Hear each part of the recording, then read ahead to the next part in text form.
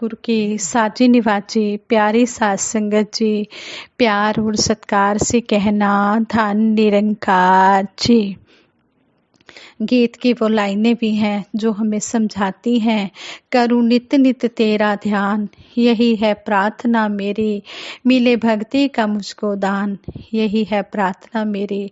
सतगुरु निरंकार दातार के चरणों में दासी हाथ जोड़कर सभी के लिए यही आशीर्वाद मांगती है कि हे सच्चे पातशाह, हमारी झोली में भक्ति का दान डाल देना। हम हर समय सेवा सिमरन सत्संग के रंग में रंगे रहें, दुनियावी काम भी करें, पारिवारिक जिम्मेदारियां भी निभाएं आप जी के आशीर्वाद से, और हम सेवा सिमरन सत्संग भी समय समय पर जो सतगुरु के आदेशों के अनुसार हमें मिले उसे भी करते चले जाएं।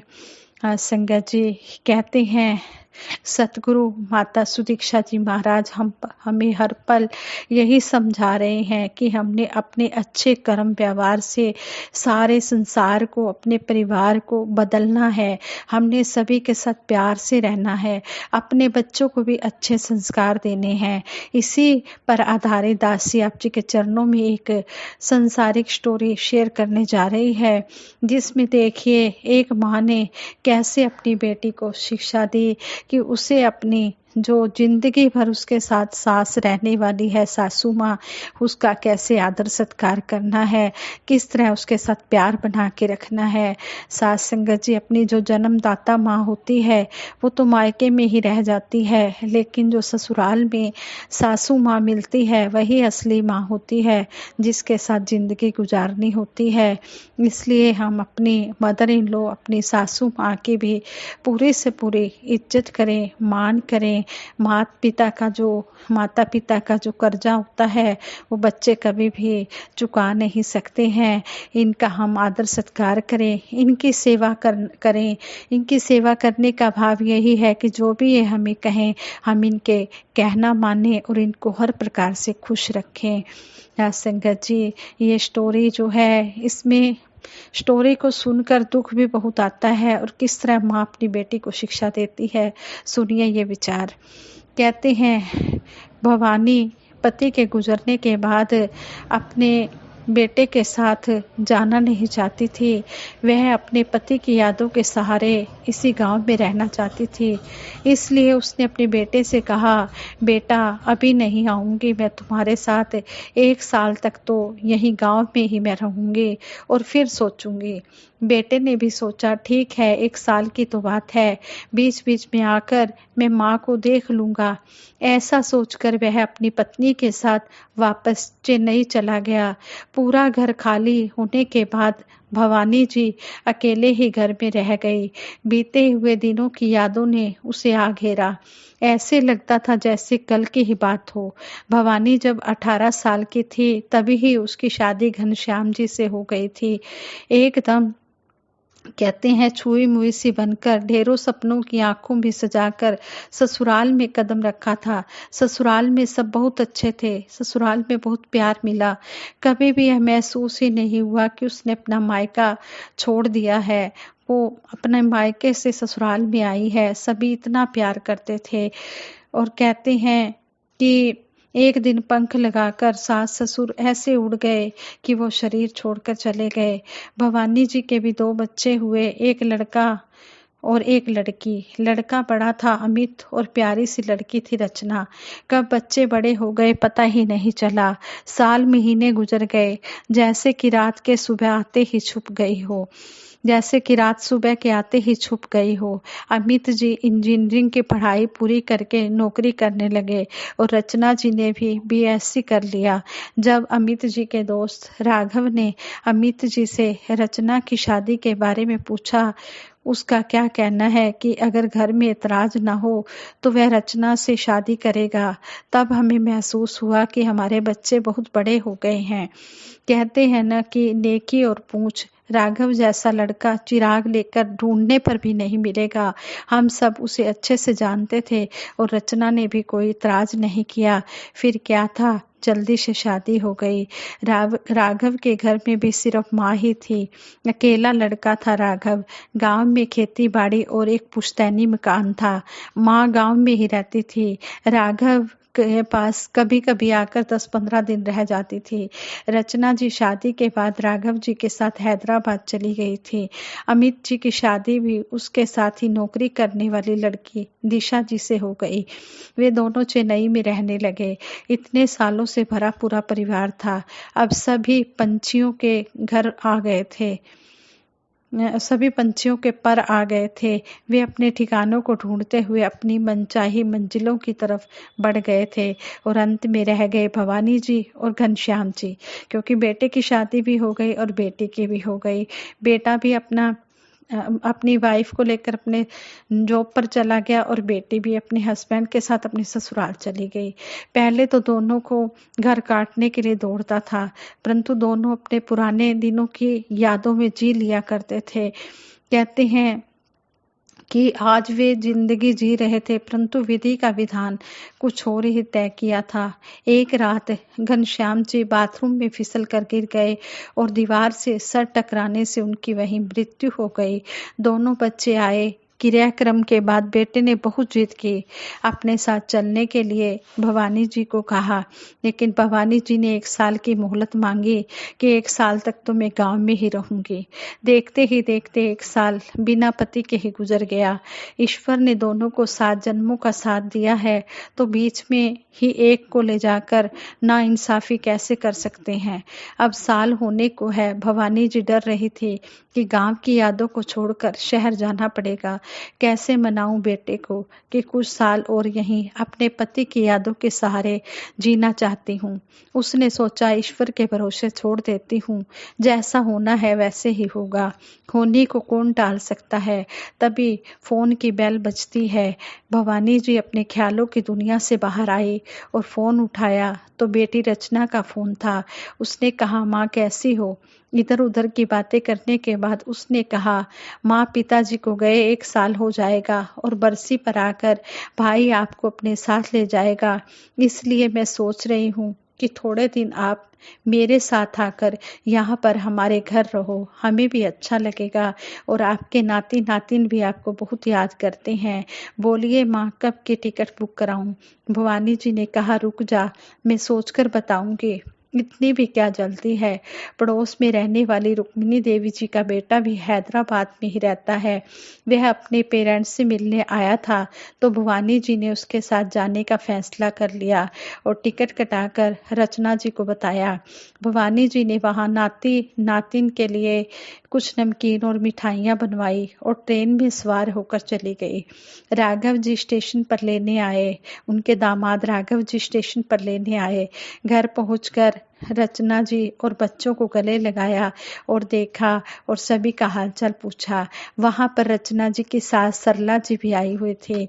उन्हें भी नमस्ते किया, उनका हालचाल पूछा।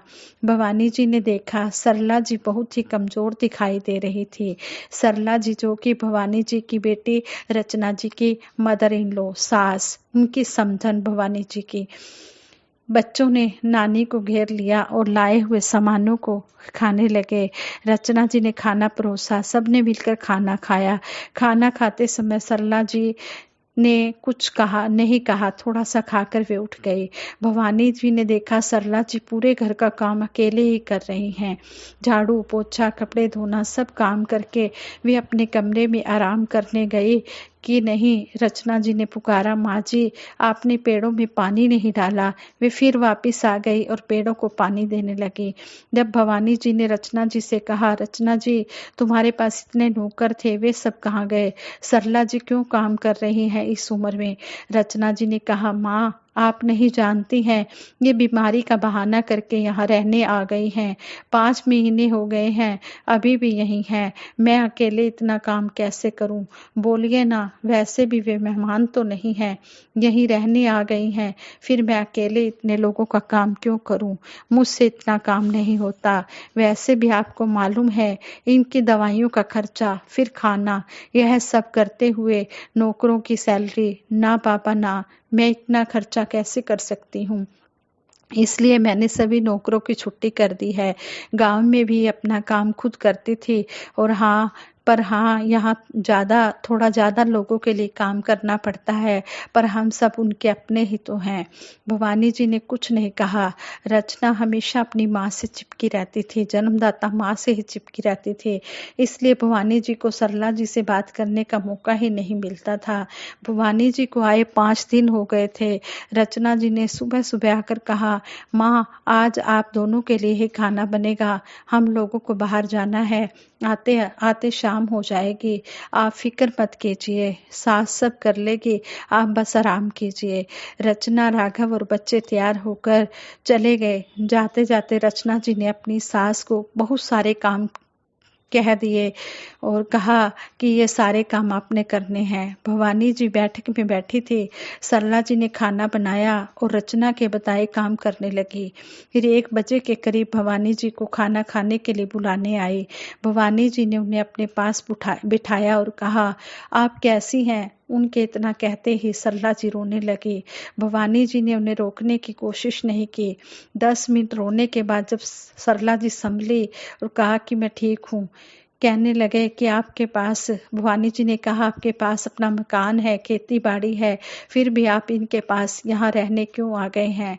सरला जी ने कहा, गांव के मकान को इन लोगों ने बेचकर यहाँ 2 घर दोनों बच्चों के नाम खरीद लिए हैं और मुझे यह कहकर यहाँ लाए हैं कि इस उम्र में आप अकेले गांव में कैसे रहेंगे। तो वो कहने लगे कि मैंने भी सोचा चलो मैं थोड़ा ठीक नहीं रहती, वहाँ जाकर बहू बेटे बच्चों के साथ रहूँगी तो मुझे आराम मिल जाएगा, लेकिन यहाँ आने के बाद रचना ने मेरी ये हालत कर दी है। मुझसे कहती है कि काम वाले नहीं आना चाह रहे हैं, इसलिए अपना काम खुद ही करना है। कोई बात नहीं, कर दूंगी, पर अकेले नहीं हो पाता। एक दिन रचना नहीं थी, तब काम वाली पैसे लेने आई तो उसने मुझे बताया कि आपसे काम कराने के लिए ही रचना जी ने हमें काम से हटा दिया है। आपकी बेटी है, उसकी बुराई आपसे करूं तो आपको अच्छा नहीं लगेगा, वापस भी नहीं जा सकती, कहाँ जाऊं, अब मेरे पास रहने के लिए घर भी नहीं है। तो सरला जी कहते हैं कि मैंने उन्हें आगे से भवानी जी ने सरला जी को चुप कराया और दोनों मिलकर खाना खाने लगे। भवानी जी ने कहा, चलो ठीक है सरला जी, हम दोनों समधन नहीं बहनें बनकर रहेंगे, हम यहाँ से दोनों चले जाते हैं। तो उन्होंने एक लड़के से कहा कि हमें 2 टिकट गुटरू के लिए ला दोगे? उसने कहा ओके दादी, अभी ऑनलाइन मैं ही बुक करा देता हूँ। कब के लिए करानी है? भवानी जी ने कहा आज मिले तो आज, नहीं तो कल के लिए करा देना। भवानी जी ने सरला जी से कहा आप अपना सामान पैक कर लीजिए, आज से हम दोनों मिलकर साथ रहेंगे और एक दूसरे का सहारा बनेंगे। हम समधन नहीं, हम बहनें हैं। मेरी बेटी के किए के लिए मैं आपसे माफ़ी मांगती हूँ। जिन्हें हमसे मिलना है वे ही हमारे पास आएंगे, जहाँ हमारी इज्जत नहीं वहाँ हमें रहना नहीं। दोनों एक दूसरे से गले मिलते हैं। सरला जी ने सामान पैक कर लिया, दोनों ने मिलकर खाना बनाया और जैसे ही रचना राघव जी घर पहुंचे, भवानी जी ने अपना फैसला सुना दिया और रात की ट्रेन के टिकट दिखाया। रचना जी हैरान थी कि माँ ने ऐसा फैसला क्यों लिया है। उसे मालूम है कि माँ अब उसकी सुनने वाली नहीं है। राघव जी उन्हें स्टेशन पहुंचने गए और अपनी सास भवानी के पैर छुए और हाथ पकड़कर कहा, आप मेरे लिए भगवान से कम नहीं हो। मैंने अपनी माँ को तिल तिल कर मरते देखा, पर पत्नी के डर से कुछ नहीं कर सका। आपने मेरी माँ को एक नया जीवन दान दिया है। भवानी जी को कहा कि हर महीने में आपके बैंक में कुछ पैसे भेजूंगा, आप दोनों को जैसे रहना है रहें, तीर्थ पर जाना है जाइए, जरूरत पड़ने पर पैसों का इस्तेमाल करते रहें, यह वादा मुझसे कीजिए। दोनों ने हंसते हुए कहा क्यों नहीं, आप हमारे बच्चे हो, आपसे नहीं तो किससे मांगेंगे। सरला जी ने और भवानी जी ने राघव जी को आशीर्वाद दिया और ट्रेन में बैठ गए। राघव के कहते हैं कि ट्रेन में बैठ गए और रचना सोच रही थी कि माँ को क्या हो गया है। उन्हें तो भाई के साथ चेन्नई जाना था, जबरदस्ती मेरी सास को भी अपने साथ ले गई हैं। इन्हें समझना तो मेरे बस की बात नहीं है। वहाँ पहुँचने के बाद फ़ोन भी नहीं किया, ना मैं भी नहीं करूँगी, उनकी बेटी हूँ, देखती हूँ कब तक मेरी माँ मुझसे नाराज़ रहेगी। कहते हैं कि थोड़े दिन के बाद एक लेटर आया तो उसने लेटर पढ़ा, उसमें लिखा था, मेरी प्यारी परी सोच रही होगी कि मैं लेटर क्यों लिख रही हूँ। तुम्हारे घर में सास के प्रति तुम्हारे ऐसे बुरे व्यवहार को देखने के बाद मेरा दिल बहुत दुखी हो गया था। मैंने कभी सपने में भी नहीं सोचा था कि मेरी बेटी बड़ों के साथ ऐसा व्यवहार कर सकती है। तुमने बचपन से मुझे अपनी दादी के साथ देखा, कभी मैंने उनके साथ कोई गलत व्यवहार किया था क्या? तुमने तो हद कर दी है। अपनी सास को इतना परेशान किया, मुझे बहुत बुरा लगा और मैंने फैसला कर लिया है कि तुम्हारा भाई मुझे अपने साथ उसके घर ले जाने के लिए कहेगा तो मैं तुम्हारे भाई के साथ नहीं जाऊंगी, क्योंकि मेरे दिए गए संस्कार तुम में है। तुमने इस तरह का व्यवहार अपनी सास के साथ किया है। तुम्हारी भाभी तो दूसरे घर से आई है, तुम्हारी देखा देखी वह भी ऐसा ही कुछ करे तो क्या तुम्हें अच्छा लगेगा? अच्छा हुआ परी बेटा, तुमने मेरी आंखें खोल दी। अब मैं मरने के बाद ही इस घर को बेचूंगी। तुम्हारी सास के समान बच्चों की बातों में नहीं आऊंगी। और एक बात कान खोलकर सुन लो, तुम्हारी सास और मैं एक दूसरे का सहारा बनेंगे। तुम्हारी की गई गलती को मुझे ही तो सुधारना पड़ेगा ना। हमें देखने की इच्छा होगी कि तुम लोग ही यहाँ आ जाना। हमें अगर मिलने की इच्छा होगी तो यहीं आ जाना। मुझे लगता है कि शायद मैंने तुम्हें अच्छे संस्कार नहीं दिए। खैर, तुम्हारी माँ भवानी लेटर पढ़कर रचना की आंखों में पश्चाताप के आंसू बहने लगे। उसने अपनी माँ से माफी मांगी।